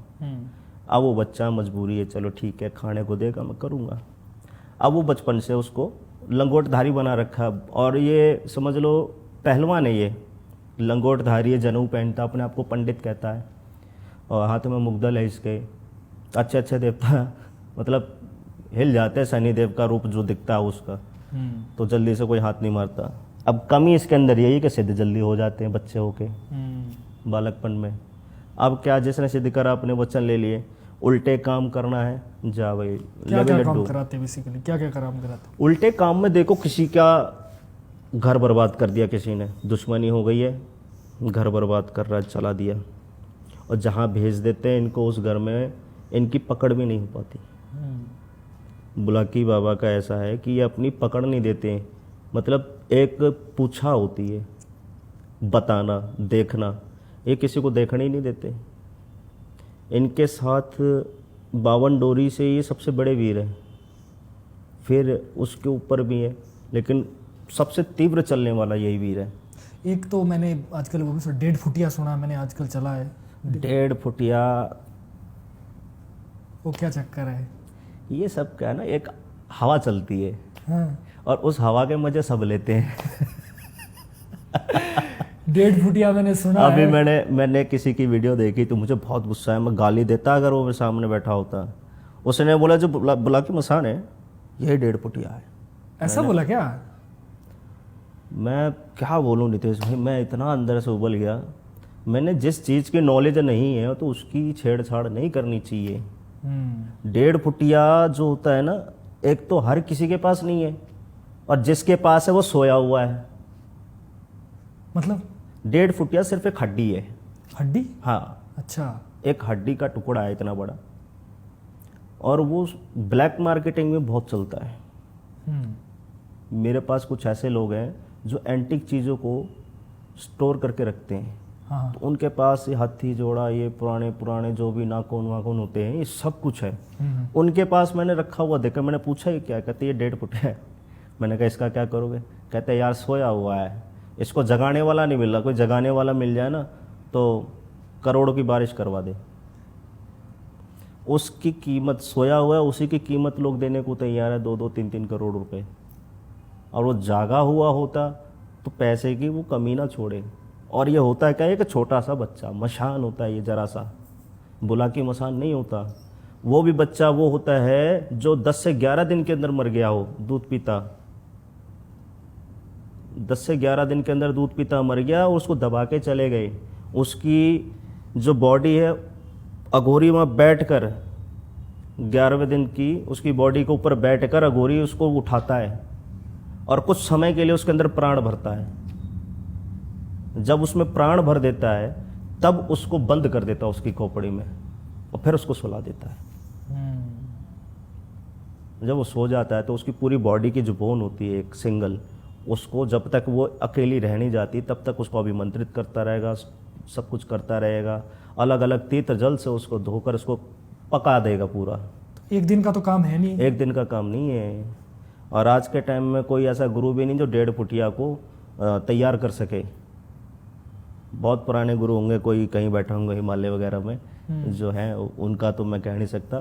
लेकिन अभी जो हवा के साथ साथ चल रहे हैं ना, इनको खुद को ही नहीं पता कि क्या है। काफी सुना मैंने कि 1.5 फुटिया अगर ऐसा हो जाए तो वैसा हो जाएगा, ये हो जाएगा। 1.5 फुटिया के लिए पागल लोग इसलिए है ना कि वो पैसे के अंदर काम करता है। आपको 10 करोड़ की जरूरत है, इमीडिएटली आप उसको करवा सकते हो 10 करोड़ का अरेंजमेंट। कहाँ से लाएगा वैसे? वो अपनी मर्जी, उसकी हमें नहीं पता। कहीं से भी लाए, वो चाहे बैंक से निकलवा के लाए, चाहे किसी घर से निकलवा के लाए, आपके पास आएगा, आपका कोई रोल नहीं है उसमें। हाँ जी, वो नज़र बंद करके काम करवाते हैं इससे।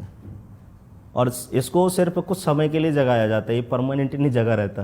अच्छा। मान लो 1 घंटे के लिए जगा दिए इसको, 1 घंटे के लिए बटे 1 घंटे तक ही रहेगा जगा के। इसको सुलाना बहुत जरूरी, नहीं सोया तो वो खत्म, वो 1.5 फुटिया नष्ट हो जाएगा। अच्छा, खुद ही नष्ट हो जाएगा? पावर इतनी हो जाती है उसमें। और कच्चा कलवा ये इसी का रूप है या कुछ और चीज? कच्चे कलवा अलग है, उससे बड़े हैं। वो उससे बड़े हैं थोड़े। कच्चे कलवा आ जाते हैं 2 से 3 साल के बीच के। अच्छा, ओके ओके। और ये जो हमारा 1.5 फुटिया ये है 10 दिन के आसपास तक का ना? कुछ लोग, अरे बहुत सारे लोग सब। मैंने वीडियो देखी थी एक, उनका नाम शायद, इसमें मैं म्यूट कर दूंगा बोलती बार, अरे शायद आई थिंक कुछ ऐसा ही नाम है, मेरे को याद नहीं आ रहा। रील देखी थी मैंने ना यहीं कहीं, तो वो बोल रहे थे इसके बारे में, बता रहे थे कि ऐसा 1.5 फुटिया ऐसा है, ये वैसा। ये सब हवा की बातें सुनकर आते हैं, किसी से सुन ली है। और पूरी नॉलेज मुझे भी नहीं है, जितनी है मैं उतनी बात कर रहा हूँ। ये नहीं कि फालतू की 4 बातें बता के जाऊँ, क्या फ़ायदा है। सामने जो सुन रहा है उसको सब पता है। अच्छे काम तो बहुत ही कम करते हैं इससे लोग, बुरे काम जो करवाता है उसका नतीजा मैं बताता हूँ कि क्या करता है ये गुरु मार देवता है। गुरु मार देवता मतलब गुरु को मार देता है। अच्छा। इसने अपने पहले गुरु को मार के अपने साथ कर लिया। पहला गुरु था इसका हरिया। वाल्मीकि समाज में इसको ज़्यादा मान्यता दी गई है और वाल्मीकि समाज में सबसे ज़्यादा डरते हैं। क्या बात है? हाँ, कहते कि हमारा देवता है और हाथ भी जोड़ते कि हमारा देवता नहीं है। हाँ? वो यूँ, क्योंकि आदमी काम कराकर भूल जाता है और भूल जाने के बाद ये छोड़ता नहीं कि भाई मेरा चाहिए, मुझे दो। अब पुराना जिसका चल रहा है, दादा परदादा से जो चला रहे हैं, उनके वचन कैसे रहे नहीं रहे पता नहीं हमें, और आने वाली पीढ़ी को भी नहीं पता। कहते ये है कि बाबा जो है सही टाइम पर शादी जब होती ना लड़की की, उस समय पे बाबा को अगर नहीं उतारा जाए तो बाबा साथ चला जाता है। अच्छा। तो इसका कारण एक यही है कि जानबूझकर लोग उतारते नहीं हैं, जानबूझकर नहीं उतारते हैं। अब बाबा को आपने लड्डू प्रसाद जो भी उसका दे के बोला कि भाई बहन की शादी तेरी, तू यहीं बैठ अपने घर में, अगर कोई दिक्कत हुई ससुराल वालों में तब हम देखेंगे, तेरे से कुछ कहेंगे, तब तक कोई ज़रूरत नहीं है। तो लोग जानबूझ के उतारते नहीं है, भेज देते हैं और फिर बाद में गाली देते हैं। ठीक है, तो इस वजह से वो डरते हैं। तो जो मेरा एक्सपीरियंस है बाबा को लेके काम को, मतलब मेरे घर का, मैं ससुराल की तरफ का केस है कोई, तो काम देखो मैं भी कर सकता था लेकिन मैंने हाथ जोड़े, क्योंकि वो अपने परिवार के बीच की बात हो जाती है कि वहाँ काम करते हैं, कुछ अच्छा हुआ या बुरा हुआ बाद में हमें चिल्लाना उन्होंने कि तुम होकर भी ऐसा कर रहे हो। तो मैंने नहीं किया, मैंने अपने किसी से बातचीत करके बुलाया, कोई बहुत अच्छे भगत हैं, अब नहीं है, थे, नाम था उनको, प्यार से सब मामा मामा कहते थे। तो भटकते भटकते चलो मिल ही गए, ले आए। जिस आदमी को हमने चूज़ किया वो महाकांडी निकला। अच्छा। महाकांडी, क्योंकि बाबा को पहले से किसी ने घर में छोड़ रखा था उनके बुराई में। और देखो जितना मैं जानता था उस घर के बारे में, मैंने देखा, मैं समझ रहा हूँ उसके घर में क्या चल रहा है। वो आकर अपनी 4 कहानी फालतू बता गया, उनको डरा गया। इस चीज़ के अंदर क्या है, बाबा बुलाकी का नाम किसी ने बता दिया, किसी को भी जो जानता भी नहीं है, किसी को कोई लेना देना नहीं है बुलाकी बाबा कौन है, उसको बोल दिया कि तेरे ऊपर बुलाकी मचान छोड़ा हुआ है। अब वो क्या करेगा, ढूंढेगा कि कौन है बुलाकी मचान। कि जिस गुरु को हमने बुलाया, क्योंकि उस घर के अंदर जो कुछ था वो तो मैं पहले से जानता था, मैंने देख रखा था कि बाबा को पहले से छोड़ रखा है, ये सब चीज़ें उनकी चली हुई हैं, नुकसान में है। और जो गुरु बुलाया, उस गुरु को बुलाने के बाद ये समझ लो हमने करी गलती, क्योंकि इसकी नीयत इतनी गंदी थी। उसने आते सबसे पहले ठीक तो करा, ऐसा नहीं कि ठीक नहीं किया, ठीक कर दिया। ठीक करने के बाद जो उसने अपनी शक्तियाँ वहाँ पे बिठाई पहरे के लिए, तो एक एक औरत के साथ उसने फ्रॉड किया। फ्रॉड क्या किया, सबके साथ फिजिकल हो गया। अच्छा। उसकी नीयत यहाँ ख़राब होती थी, और भी चेलियाँ थी उसकी, सबके साथ उसने गलत काम कर रखा है। किससे करता था, बाबा बुलाकी से। अब बुलाकी, अब उनको मैंने एक बार बोला, जब वो आए हुए थे, तो मैंने कहा गुरुजी आपकी हद पार हो रही है, देखो मैं तो बच्चा हूँ, आपसे छोटा ही हूँ, मैं नहीं चाहता कि मैं समझाऊँ आपको, और बड़े को समझाना छोटे के लिए अच्छा नहीं है। तो कहा चल तू क्या समझाएगा मुझे, जा यहाँ से। ठीक है जी, चले गए। पहले तो उसकी माँ के साथ गलत काम करने की कोशिश की, वहाँ बात नहीं बनी। फिर उसके बाद उसकी बड़ी बेटी, उसको बहला फुसला के उसके साथ कर्म कर दिया, गलती कर गया दूसरी। फिर उसकी तीसरी बेटी, दूसरी बेटी, उसका पति बीमार था तो उसको बोलता है कि अपने पति को बचाना है तो तुझे मेरे साथ ही काम करना पड़ेगा, शारीरिक संबंध बनाने पड़ेंगे। तो भाई मजबूरी है कि मुझे पति की जान बचानी, एक औरत क्या नहीं कर सकती अपने पति के लिए। उसने वो कर्म किया। फिर उसके बाद वहाँ से मन मर गया, तो फिर उसकी एक और बेटी थी छोटी, तो उसको बोलता है कि ऐसा कर, तो अपनी छोटी बहन को बोल कि तेरे जीजा की जान बचानी है, कि तुझे मेरे साथ ही सब करना पड़ेगा। तो जब छोटी बेटी के ऊपर बात थी, तब मैंने वहाँ पे अपनी टांग फंसाई। मैंने कहा ऐसा है, आपके कर्म जो है आप देख लिए हमने, आप अपना काम करो और चलते बनो। तो वहाँ से थोड़ा चिढ़ गया कि भाई मैं काम कर रहा हूँ, मेरे काम में कैसे अड़चन लगा रहा है। तो अब कहते हैं ना, अपने मुँह से बड़ाई नहीं कर सकते हम कि हम बहुत छोटे हैं। कि तो जो उस लड़की के साथ मैंने अपनी तरफ से 2-3 देव लगा दिए जो उसकी चले ना, तो वो भगत मेरे से चिढ़ने लग गया। गुरु वे ऐसा है, इसके ऊपर मैं हाथ नहीं रखूँगा, किसी और के हाथ में, ये वो फलाना ढमकाना, उल्टा बोलने लगा। तो जैसे तैसे उससे हमने पीछा छुड़ाया, लड़ झगड़ के जो भी लेना देना था, और खर्चा सबके एक तो इज्जत से खेला, प्लस खर्चा ऐसा कि पूरा घर कंगाल कर दिया। वो बेचारे अपने पापा के दम पर थे, सरकारी नौकर, बिस्तर पे आ गए, घर बिक गया उनके इलाज में पूरा। उसके बाद भी उसको पैसा चाहिए, वो एक रोटी का इंतज़ाम कर पा रहे थे, उसे एक रोटी को भी छीन कर ले जाने वाला आदमी। और कर्जा करवा दिया, उसको भी अपना पति बचाना, तो कुछ ना कुछ तो करे कि कहीं से भी लाए, लेकर आ रही और दे रही। शर्म नहीं आई आदमी को। अब बाबा बुलाकी से हम उनकी साधना करते हैं, मानते हैं दिल से, बहुत इज्जत करता हूँ बाबा की। तो यही कहता था भाई बाबा देख तेरा न्याय बड़ा सच्चा है, वो तेरे को चलाता है और करता वो है, नाम तेरा खराब है, तो तू इसको प्रसाद जरूर दियो। तो उन्होंने क्या करा, 10-15 दिन के बाद हमको खबर आ रही है कि भगत जी को कैंसर हो गया है। अब इस तरह का कैंसर, क्योंकि पहले कभी था नहीं, फर्स्ट बारी में ही 3rd स्टेज का कैंसर, पहली बार में ही। अब उसके घर जाके देखा, मिलने गए, भाई चलो घर को संभाला था, जैसे भी थे बचाया है। गए, उनके लिए कोने में दरी बिछा रखी है, उसके ऊपर पड़े हुए हैं, मुंह पे मक्खियाँ भिनभिना रही हैं, लेटरिन बाथरूम बिस्तर पे जा रहा है। उनके बच्चे भी उनके पैर नहीं दबाते, कोई पानी नहीं पूछता, ऐसे जैसे सड़क के किनारे कूड़े वाला होता है ना, रात को सो गया, कूड़ा उठा के पी खा के, सब कुत्ते भी मुत के जा रहे हैं, लेटरिन बाथरूम में पड़ा हुआ है, ऐसा कंडीशन में। और मरते दम तक उसकी मरोड़ ही नहीं जा रही कि मैंने गलत किया है, मतलब मान नहीं रहा है वो। मान नहीं रहा कि मैंने किया है, कहता मैंने तो बचाया है।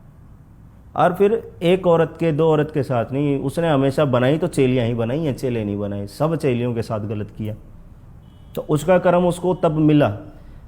तीसरी स्टेज का कैंसर किसी को भी नहीं हो सकता पहली बार में, और 15 दिन के अंदर अंदर हो गया। 1 महीने तक वो बिस्तर में पड़ा पड़ा सड़ता रहा, ओहो। पूरा उसकी कमर से लेकर लेटरिन की जगह सारी सड़ गई। ये नहीं कि एकदम से मार दिया मालिक ने, उसको सजा दी, धीरे धीरे धीरे धीरे ऐसा कर दिया कि वो खाना भी खाए तो सोच समझ के खाए, कि किसी और के मुंह का निवाला छीन कर जिसने खाया है वो चैन की रोटी कैसे खा सकता है। बड़ा सोच समझ के खाया उसने, नहीं खाया, भूखा मर गया, सड़ गया पूरा। बीवी बच्चों ने भी हाथ नहीं लगाया उसकी लाश को। बाहर से एम्बुलेंस बुलाई, एम्बुलेंस वाले उठा कर लेके गए शमशान। ये इस तरह के काम कर देता है मालिक, इसलिए गुरुमार कहलाता है ये। वो तुम गलत करो और देवता का नाम गलत कर दो। शनि देव हैं, हमेशा सच का साथ देते हैं, न्याय करते हैं। अब उसने हमारी ज़िंदगी में 7.5 डाली कि मेरी गलती है तभी डाली ना, और मैं उसको गाली दे रहा हूँ। वो मेरे जीवन को बचाने की कोशिश कर रहा है कि मेरे पाप काट रहा है, और फिर मैं उसको ठीक होने के बाद गालियाँ देने लग जाऊँ। उसकी क्या गलती है? वो तो सीधा बोलेगा तेरा लोखा झोंका जो ही है मेरे सामने आएगा तब दिखाऊंगा। तो इंसान को देवता के लिए प्रेरित करो, भगवान की तरफ बढ़े, भागे नहीं, डरना नहीं है और डराना भी नहीं। भगवान ऐसी चीज़ है कि आपका मन वहाँ जाकर शांत होता है, मंदिर में जाकर सब दुख भूल जाता है। अब भगवान के खिलाफ आपको भड़का दिया जाए तो आप मंदिर में जाने से डरने लगे हो। मंदिर में डरना नहीं है, भगवान है जो आपको डरा रहा, उसको मारो पकड़ के साले को, कि वो हमारे भगवान के बारे में ऐसा क्यों बोल रहा है। लेकिन हमारी सबकी बुद्धि है ना, आज के समय से बंधी चली जा रही है। टीवी पे महाभारत चल रही है, रामायण चल रही है, इसका मतलब ही अलग कर दिया लोगों ने। रामायण का मतलब ऐसा बना दिया कि भाई जो राम जी थे अपनी बीवी को नहीं बचा सके, रावण उठा के ले गया। अर्थ ही बदल दिया है। अपनी बीवी के उसमें रोता ही रहा, भगवान थे, काल्पनिक घोषित कर रहे हैं। महाभारत में ये कहते कि भाई भाई में लड़ रहे थे तो भगवान कृष्ण के सामने लड़ रहे, तो भगवान थे जो भाई को लड़वा रहे थे। लोगों ने अपना तथ्य बदल लिया, पूरी किताब ही उल्टी कर दी है कि महाभारत भी देख रहे तो बच्चे कहते हैं इसमें तो भाई भाई लड़ते हैं। वो ये नहीं दिखाते कि क्यों लड़ रहे हैं, सत्य का साथ है, झूठ का साथ है, सच्चाई कहाँ है। उनको फाइटिंग देखे नहीं है, और मज़ा इसी में आता है लोगों को। 2 भाई आपस में लड़ रहे होंगे, 50 लोग खड़े होकर देखेंगे। तो हमें आगे के लिए किसी भी देवता को पहली चीज़ ना तो गलत कहे, ना उसके बारे में उल्टा बोले, और अगर आपके पास कुछ शक्ति है तो हाथ जोड़ के उससे अच्छे ही काम करें हमेशा। ऐसा कभी कोई काम ना करें जो आपके ऊपर भारी पड़ जाए। ये सब चीज़ें आपको नहीं करेगी कुछ, आपको 10 साल बाद करेगी, लेकिन आपके घर में आज से चालू है।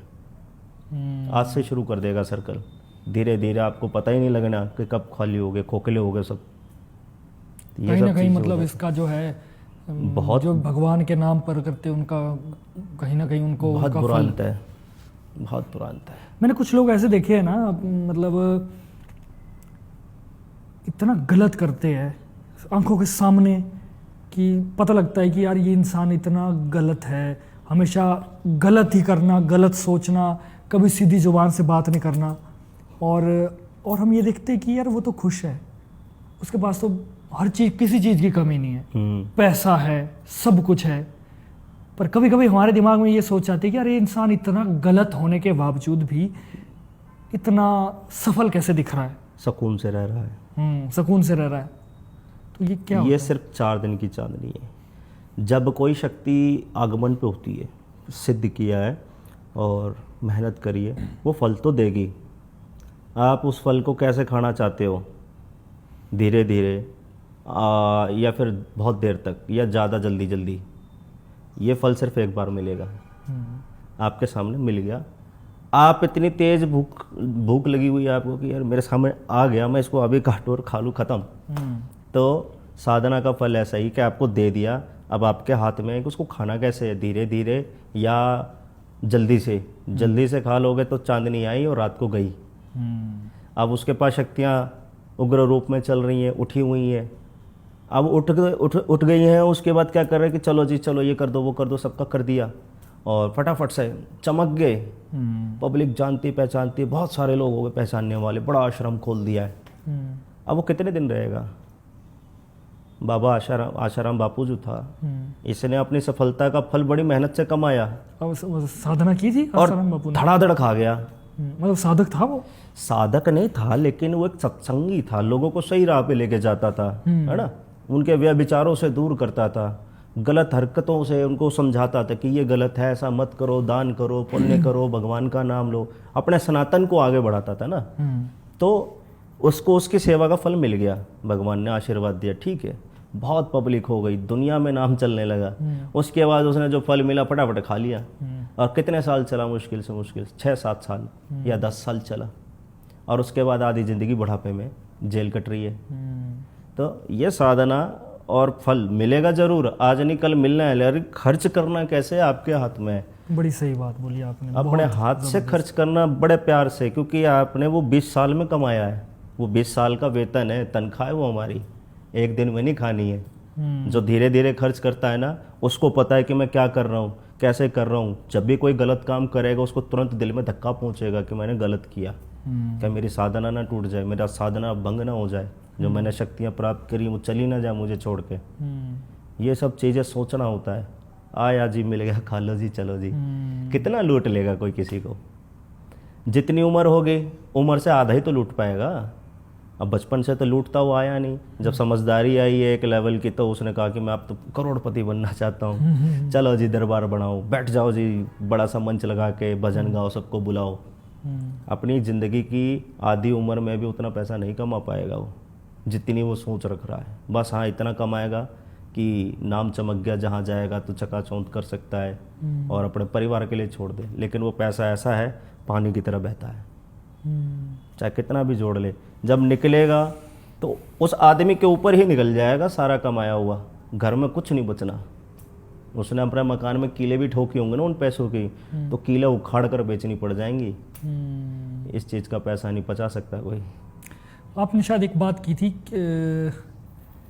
प्री पॉडकास्ट हुई थी शायद ये बात कि कोई ऐसा तंत्र भी होता है जिसमें कील ठोक कर हाँ कुछ किया जाता है। शायद हमने इस बारे में बात नहीं की ना इसमें? नहीं, ये तो उधर हो रही थी दूसरे पॉडकास्ट में। अच्छा हाँ, तो ऐसा होता है, ऐसा है क्या तंत्र? देखो ये तंत्र नहीं होता है, इसमें हर आदमी की सोच अलग अलग है। अब आदमी जिस चीज़ के ऊपर विश्वास करता है, अब मान लीजिए मंदिर में से उसको मिट्टी उठा के दे दी, उसके लिए तो वो प्रसाद है। उसको बोला कि जब तुझे दिक्कत हो लगा ले, टीका कर ले, उसमें उसका विश्वास है तो वो ठीक है। राह चलते हैं मैंने झाड़ू की तीली उठाई और तोड़ के इकट्ठी कर ली, मैंने कहा ले बेटा जा, तेरे साथ आज से माता का आशीर्वाद है, जब दिक्कत लगे पानी भिगो के पी लेना। उसको विश्वास है तो वो ठीक हो रहा है। अब कील जो होती है उसका क्या करते कीलन है, घर कीलन। जैसे किसी के घर पे बार बार कोई तंत्र कर रहा है या बाहर से कोई चीज़ बार बार अटैक कर रही है, हमारे पीछे कोई पड़ा हुआ है, तो उसमें करते हम पहले तो पूरे घर से उतारा कि जितनी भी चीज़ें हैं इन सबको उतार कर एक खप्पर में भर के माता काली के हवाले कर दिया घाट पे। फिर उसके बाद तुरंत आके पूरे घर का कीलन कर दिया। ठीक है, मंत्रों से कर दिया, हनुमान मंत्र से, राम लक्ष्मण के जो है लक्ष्मण रेखा से कर दिया, राम रेखा से कर दिया, है ना, जंजीरा कर दिया, या फिर अपनी तामसिक रूप से भोग देकर उनको लगा दिया। तो ये इसलिए करा जाता है कि दोबारा घर के अंदर कोई कार्यवाही ना कर सके। दुश्मन को वो दिखता है जो हम चाहेंगे। दुश्मन देखना चाहता है हम बीमार हैं तो हम उसको वही दिखाएंगे कि हम बीमार हैं, लेकिन हम ठीक हैं अंदर। हम सिर्फ एक आंखों पे धोखा देते हैं उस घर के कीलन पे। दुश्मन को यही लगता है कि मैंने जो करा आज तक चल रहा है, असली चाल का उसे नहीं पता कि हमने करा क्या है। तो ये इसीलिए करते हैं कीलन, ये होता है और इस्लामिक में भी होता है और हर एक एक धर्म में है, अलग अलग तरीके से करते हैं सब। मुझे लगता है चीज़ें काफ़ी क्लियर हुई होगी ऑडियंस के लिए भी आज। हाँ बिल्कुल बिल्कुल, आज तो बहुत सारी बातें हो गई हैं। और अभी भी मुझे लग रहा है कि बहुत सारी बातें बच गई है जो कि हम अगले एपिसोड के लिए रखेंगे। हाँ बिल्कुल, अगले एपिसोड के लिए कमेंट जनता कमेंट करेगी कुछ क्वेश्चन, तो उन पर भी हम काम करेंगे और हाँ बिल्कुल अगली बार उन क्वेश्चंस को हम आप जनता के सामने लेकर आएंगे। और मैं एक बात ये बताना चाहता हूँ कि हमारे जो भाई है इनका अपना यूट्यूब चैनल भी है, भक्ति की शक्ति के नाम से। भक्ति की शक्ति ऑफिशियल भक्ति की शक्ति ऑफिशियल नाम से यूट्यूब चैनल भी है, जो कि हमारे वीडियो के डिस्क्रिप्शन में उसका लिंक भी मिल जाएगा। तो आप जाएं, चेक करें, सही फैक्ट को देखें, पहचानें और सही राह पर चलें। और बस मैं यही कहना चाहता हूँ कि आप कमेंट में आप अपने कुल देवता, इष्ट देवता का जय जयकारा लगाना ना भूलें, क्योंकि जितना हम नाम लेते हैं उतनी हम में ऊर्जा भरती जाती है। और कुछ हमारे गुरुजी से कुछ पूछना चाहते हैं या कुछ इस पॉडकास्ट से रिलेटेड कुछ और अच्छी बात आपको लगी, वो भी आप कमेंट कर सकते हैं। और अंत में मैं चाहता हूँ गुरुजी आप एक बार एक लास्ट मैसेज होता है ऑडियंस के लिए, कोई सुझाव आप देना चाहते हैं या कुछ भी आप देना चाहते हैं तो आप बता सकते हैं। देखिए, मैं सबको एक सुझाव ये देना चाहता हूँ कि अभी हमारे बीच में बात हुई थी कि अपना धर्म छोड़कर ईसाई बन गए या मुस्लिम बन गए या सिख बन गए। तो देखो, हमारे बाप के अगर दोनों कंधे झुक गए, हमारे बाप के दोनों कंधे अगर झुक गए हैं तो उसको सहारा देने के लिए उनका बेटा खड़ा होगा, पड़ोसी नहीं आएगा। ऐसा नहीं है कि आपका बाप अगर अपाहिज हो गया तो आप उसे छोड़ दोगे या उसको घर से निकाल दोगे। बाप को कभी नहीं निकाल सकते, मर जाएगा तब भी तस्वीर रखनी पड़ेगी, क्योंकि नाम चलता है। तो इसी तरह से हमारे घर के देवता हैं, जिनकी वजह से हम बैठे हैं, हमारा ख़ानदान बैठा है और आज वंशावली चल रही है। जो जीवन की वंशावली है, कौन सी पीढ़ी चल रही है हमारी, हमें नहीं पता, लेकिन वंशावली जहाँ से चल रही है वो चली थी तभी हमें। कोई ईसाइयों का नहीं आया था हमको यहाँ पे धरती पे लाने के लिए, क्योंकि हम सनातनी हैं, हम श्री राम के वंशज हैं। तो हमें अपने भगवान को हमेशा याद रखना चाहिए और अपने देवताओं को कभी गाली ना दो, और सही चीज़ को पहचानना आपके हाथ में है। ये मैं भी सुझाव नहीं दे सकता कि आपको किस तरह से मैं क्लियर करूं, क्योंकि हर आदमी की बुद्धि अलग अलग है। जी जी जी, है ना। तो बस सुझाव यही है कि किसी के बहकावे में आकर अपना धर्म मत बदलना, क्योंकि अपने सनातन को जोड़ने के लिए एकता की बहुत ज़रूरत है। जैसे वो बागेश्वर धाम वाले जी हैं, जी जी, उन्होंने काफ़ी यूथ को जोड़ दिया, उनके अंदर भक्ति जगा दी, है ना। इसी तरह का यूथ इकट्ठा होना चाहिए, क्योंकि किसी और धर्म में होगा ना, उस धर्म की किसी बहन बेटी के साथ कोई छेड़छाड़ भी नहीं कर सकता।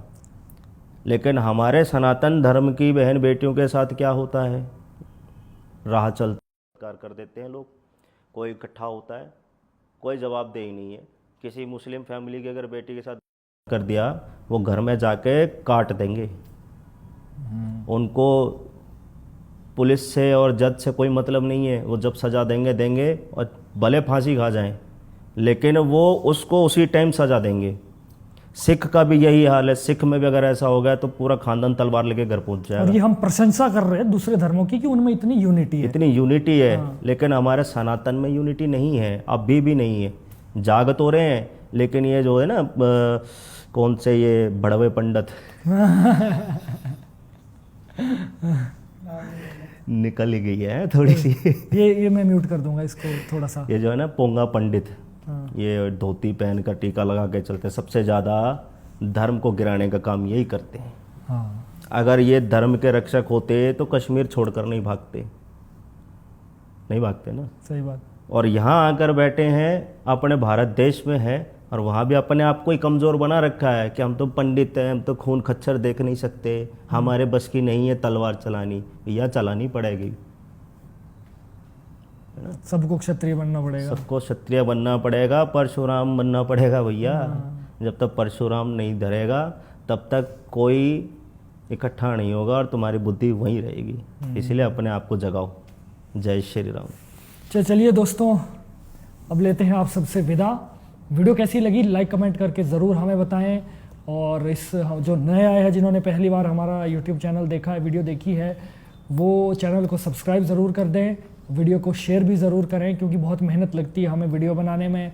एक 1 आवर 1-2 घंटे की वीडियो बनती है, इसके पीछे 3-4 घंटे की मेहनत अलग से होती है।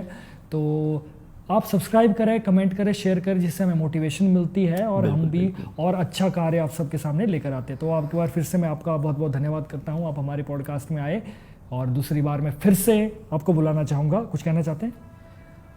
सबसे पहले नितेश भाई आपका धन्यवाद जो आपने अपने चैनल पे आने का मौका दिया। इस चीज़ को मैं अपने चैनल के द्वारा बहुत कोशिश कर रहा हूँ पहुँचाने की सबके बीच में, वो कहीं ना कहीं अटक रही है। तो हो सकता है ये जो मैंने मैसेज दिए इतने सारे आपके ज़रिए सब तक पहुँच जाए और सबकी आंखें खुले, जी जी, है ना। तो उससे एक नया रास्ता और एक नया युग शुरू हो जाए। जी जी, सबके मन में भगवान बसे, सबके मन में राम बसे, सबके घर में भगवा लहरे। जितने हिंदू हैं तो हिंदू रहें, अपना धर्म नहीं बदलें। तो ये सब बातें कहने का मौका आपसे आज मिला, इसलिए आपका बहुत बहुत धन्यवाद। और मालिक ने चाहा आपसे जल्दी मुलाकात होगी। बिल्कुल बिल्कुल मिलेंगे ज़रूर। मैं चाहता हूँ एक बार फिर से हम आएँ, और बहुत सारी बातें मेरे दिमाग में भी है जो रह गई है, उसको हम आगे करेंगे। तो दोस्तों चलिए, तब तक के लिए देखते रहे द लिमिटलेस टॉक। मैं हूँ आपका होस्ट नीतीश राजपूत। मुझे इंस्टाग्राम पर भी फॉलो ज़रूर करें, और बस यही है, यही तो प्यार दिखाने का ज़रिया है आपका। तो थैंक यू सो मच आप सभी का, तहे दिल से धन्यवाद। आप हमारी देव नीति को, हमारे कल्चर को इतना पसंद करते हैं, और सनातन के लिए हमारी एक पहल है। मैं तो एक कीड़े समान हूँ जो अपनी छोटी सी कोशिश कर रहा हूँ। अगर आप साथ देंगे तो ज़रूर कुछ बड़ा भी करेंगे। तो तब तक के लिए देखते रहिए द लिमिटलेस टॉक। जय भोलेनाथ, जय माता दी, जय श्री राम, जय माता दी। तो गाइस, मार्केट में आपने बहुत सारी ऐसी चीजें देखी होगी, जैसे कोई माला, ब्रेसलेट या किसी भी तरीके का सुरक्षा कवच जो ये कहेंगे कि आपको ये काले जादू से, बुरी नजर से या तंत्र विद्या से बचाएगा वगैरह वगैरह।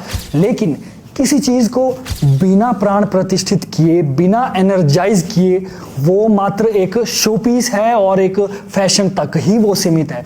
इसलिए हम आपके लिए लेकर आए हैं 100% ओरिजिनल रुद्राक्ष के प्रोडक्ट्स, जो कि हमने खुद महादेव के मंदिर में, शिवलिंग में प्रतिष्ठित किए हैं और उनको एनर्जाइज किया गया है, जो कि आपको किसी भी तरीके की बुरी नजर, काला जादू या तंत्र विद्या से आपकी रक्षा करेगा और आपके अंदर बहुत सारी पॉजिटिविटी लाएगा। तो गाइस, इसमें बहुत सारे हमारे प्रोडक्ट्स हैं, जैसे तरह तरह की मालाएं हैं जो कि आप जाप भी कर सकते हो और उनको पहन भी सकते हो। इसके अलावा नजर सुरक्षा के लिए ये प्रोडक्ट्स है जो कि आपको बुरी नज़र से बचाएंगे, और इसके साथ ही ब्रेसलेट्स है। तो गाइस, अगर आप लेना चाहते हो हमारे प्रोडक्ट तो हमारे वीडियो के डिस्क्रिप्शन में जाइए, वहां पर हमारी इंस्टाग्राम आईडी होगी, वहां पर आप प्रोडक्ट चूज कर लीजिए और अच्छा लगे तो जरूर लीजिए। तो तब तक के लिए देखते रहिए द लिमिटलेस टॉक। जय भोलेनाथ।